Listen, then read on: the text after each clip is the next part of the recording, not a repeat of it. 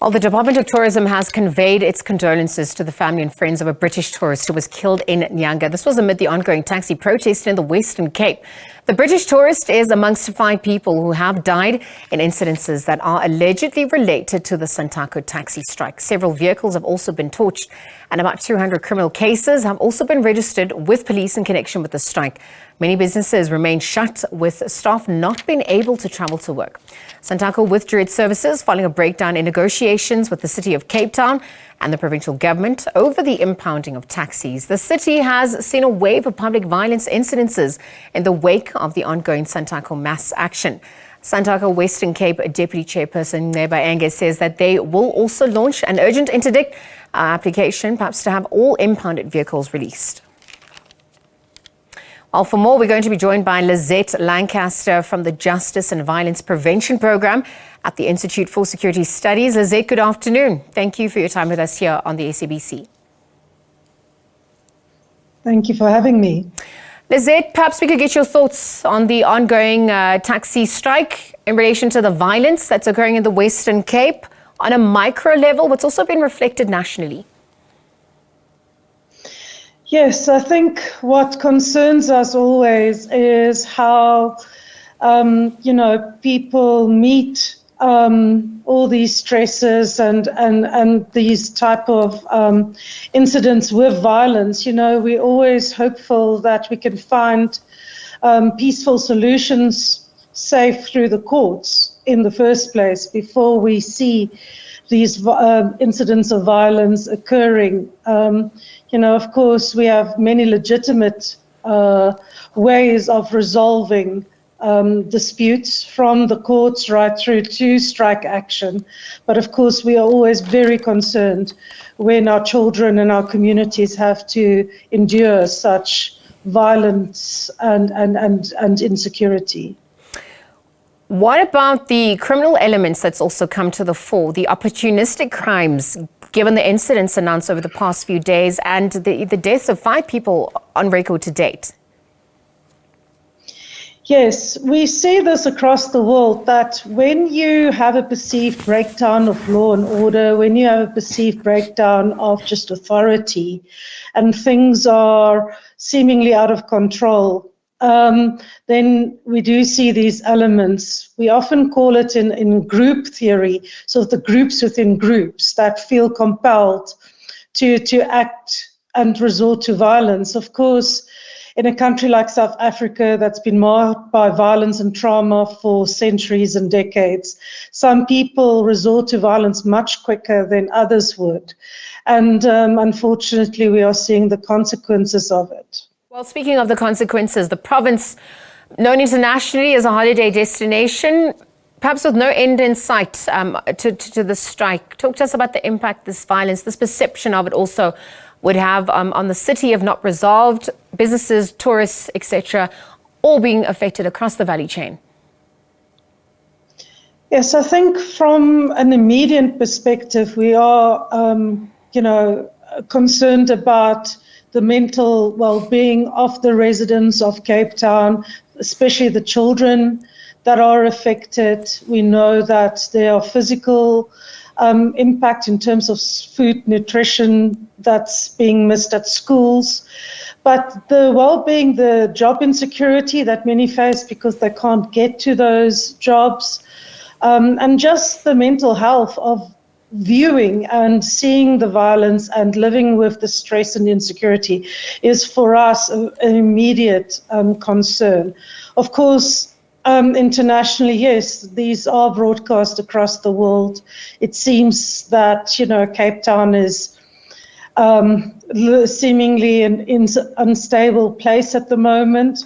This 2 years after the July unrest that saw widespread violence in KwaZulu-Natal and Gauteng. Of course, to the international community, perhaps, there's no differentiation, whether it's the Western Cape or KwaZulu-Natal or Gauteng.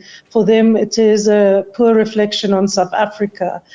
So yes, I think the impact is dire all round. You're speaking about perception. The BRICS Summit is obviously also here in the month of August. Women's Day celebrations were moved to the union buildings yesterday. Perhaps, you could speak to the issue about security and safety, ensuring that the summit is not impacted by this violence. Yes, of course. The BRICS Summit, a lot has been written about it. It's a great honor for us to host it. So I can imagine that all hands are on deck, ensuring that delegates and representatives are safe. I have no doubt that in the Western Cape, as with some of the other provinces, we have the best on board, the best boots on the ground, the best heads in the SAPS, as well as in the province, to make sure that people are kept safe.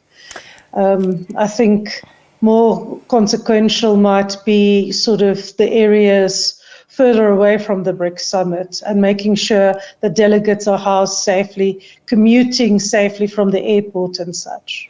Well, I want to quote the Minister of Transport, Sindisiwe Chikunga, condemning the violence, coming out to say that perhaps the laws found in the city cannot define itself outside of the parameters of national law. I wonder how that's also become a factor in this ongoing saga. What do we also need to manage on that front? Yeah, I think here, what we need to always ensure is that there's a fair and equitable law at play, that the rule of law is maintained, but it means fair processes. Now, I'm no legal expert, but, ideally, in a constitutional democracy like our own, we need to see that there's a dispute and that these things are dealt with in a legal and fair way, that maybe if there are impounding happen, that parties lend them to the courts, and that there are negotiations and dialogues from the onset. It's unfortunate that things escalated as fast as they did. And that probably shows, that parties don't feel very, that there's not necessarily a good relationship or a very strained relationship. And I hope we learn lessons from it. I hope the dialogues that are in place is going to start yielding results. But before we get to the violence, we need to follow all lawful means to dissolve to resolve these disputes, and that unfortunately seems to have been our biggest problem, and unfortunately it's our community suffering right now. So when we look at the negotiations unfolding, the stages that it finds itself in, really, how are they faring at this point? Well, I'm not there. I am not. Sure. I'm not privy to the room, so it's a very difficult. I would just be speculating. One would just hope that there's a dialogue built on respect and on common resolution, and whatever the outcome may be, that all parties call on members to remain calm and to follow all possible lawful means to resolve this issue. Because the violence is just going to breed more violence, more insecurity, more crime, and leave communities traumatized, and children seeing this violence, learning that, that violence is sometimes the only way to deal with disputes and stress, and we can't have that. No, absolutely. Lizette, we're obviously monitoring developments unfolding, but thank you for your time with us on the SABC. Lizette Lancaster is on the Justice and Violence Prevention Program at the Institute for Security Studies, weighing in on the ongoing taxi strike occurring in the Western Cape province. Perhaps the violence emerged. To date, 5 people on record have died. We're monitoring developments to see how far the negotiation process is and really what the outcomes are as commuters, the city, perhaps also those operating in various businesses suffer at large.